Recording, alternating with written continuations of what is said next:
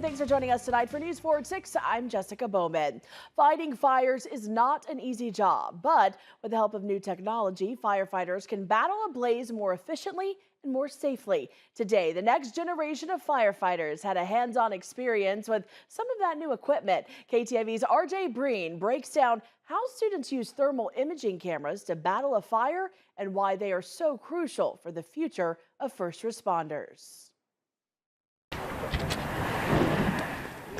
Fighting fires has many variables in each situation, but with the help of modern technology, it makes things a bit easier. Students in the Sioux City Community School District's Career Academy learned hands-on experience in seeing the different stages of a fire. We allowed them to use thermal imaging cameras so they can see that we don't just look for fire, we have to look for heat.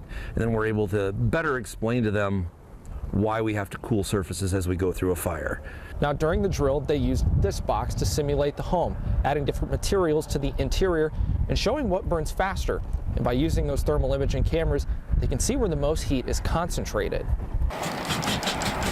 The cameras also can detect which rooms in a building are not safe to go in and also look for survivors.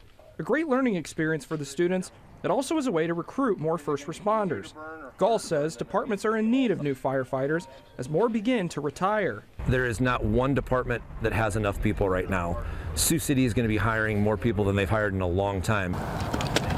Gall adds that he hopes there is more appreciation for first responders after students are done with the class.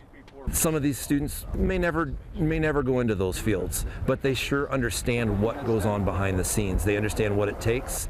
They understand what they can do in their own home and their own life to keep themselves and their families a little safer. In Sergeant Bluff, Iowa, RJ Breen, KTIV News 4. And students also learned how to use the jaws of life after using the thermal imaging cameras.